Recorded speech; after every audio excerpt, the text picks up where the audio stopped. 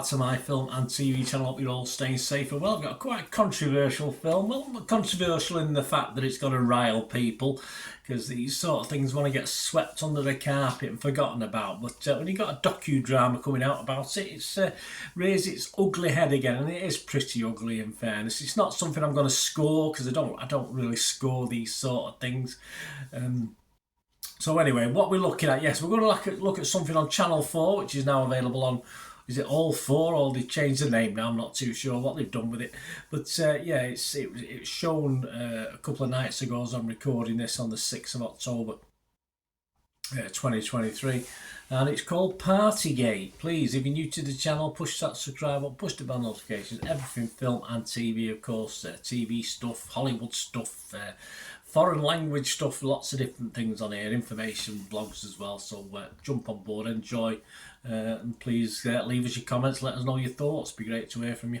And if you do get a little chance for this, guys, you just give us a little like, press that like button. As I said, don't get too riled up about the subject matter of this document. Just give me a thumbs up, good for my feeble efforts to bring and let you know about this one. Partygate, 85 minutes, that's fair enough. A British political docudrama. I used to be quite into politics. I will put my case out there now. I'm not that bothered in it. I give up on them all now, so I'm not that really politically minded now. I just think they're all much the sameness, and one of, you know, they're all as bad as each other. You know, I think they're all have the downers. So I'll leave politics to other people now. I used to watch things like Question Time, and then I started to get a bit irate by it a few years back, and I just don't watch things like that anymore. Anyway, this, of course, is a British political docudrama, a dramatisation of the political scandal, of course, that was dubbed Partygate. So we probably know, unless you've been living under a rock, you probably know what it's about. Even I said I avoid stuff, even I knew what it was about, and I didn't really take that much interest. Of course, this was during the time of COVID and the Prime Ministerial government of Boris Johnson at the time. Yes, we'll not talk about him. It mixes contemporary news footage with dramatisations of numerous drunken parties in Downing Street, not actual film from the parties, in Downing Street during the COVID-19 pandemic lockdown. It was broadcast on Channel 4 on the 3rd of October, so I'm recording this on the 6th. So any scores or comments, there are some scores, but not from me. Or is it that day? And of course, it covered the story of 10 Downing Street gatherings during this COVID-19 pandemic lockdowns. It included dramatisations of Downing Street parties interwoven with archived news footage and documentary interviews. Always around about the same time as well, so they're quite interesting to see the difference. The dramatisations were based on Sue Gray's Partygate report and the Commons Privileges Committee investigation. Characters of special advisors were fictional, but based on real people. There you go. So that's a bunch of hooray Henrys anyway. Stars such people as John Culshaw, he plays Boris Johnson, Craig Parkinson, George Henley, Ophelia Lovibond, Phil Daniels, Rebecca Humphries, Charlotte Ritchie. Yeah, some very familiar faces if you watch UK drama and UK TV. And yes, there is a score. Internet Movie Database, only 115 people have left a score, but it's getting a 7.7 out of 10. So there you go. That's not too bad. As I said, I don't score these sort of things. But my thoughts before we go on, that's what it's about. As I say, it's being well received. Possibly Channel 4 may have been better putting this out, say, a month before the next general election to have a full effect, or certainly certain people would have wanted that.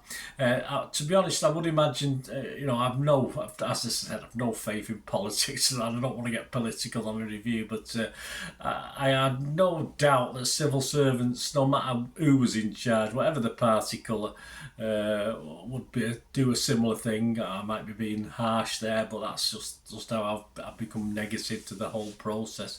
But it is an absolute piss take, of course. Why we should think privilege would act any better than the common man is beyond me. But let's be treated the same. All I ask is that a few 10,000 fines were perhaps handed out to the haves as well as those that were handed out to the have-nots. But it's no surprise there, is it? at this point in time. Anyway, it's well put together. Lots of nice, good characters that you just want to give a good slap to. It's as simple as that. Most of them, even the ones who probably, felt better of it, 10 parties down the line. And yeah, it's just a good docudrama.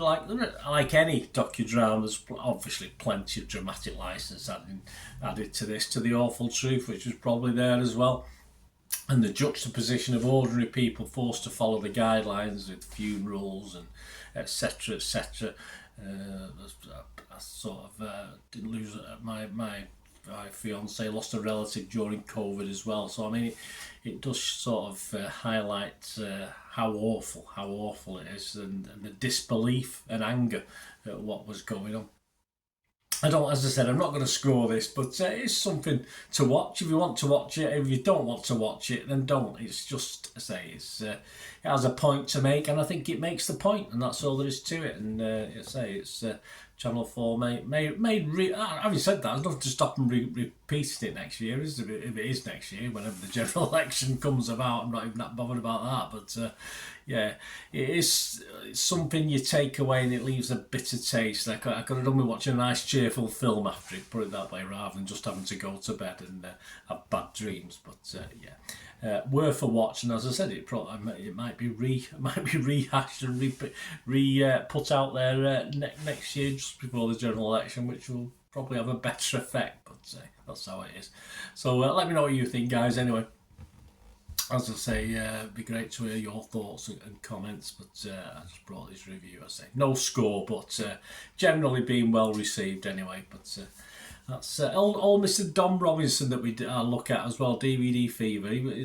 Read his review of it, guys. He's a bit irate, shall I say. A lot of cursing, which I'm not going to revert to. But yeah, he got a little bit upset. It's a little bit too much upset for me, but I can understand his principles and what he's on about. But yeah, if you get onto DVD Fever and just read the review of this, it's quite interesting.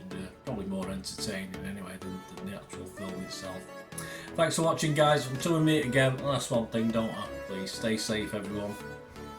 Bye for now.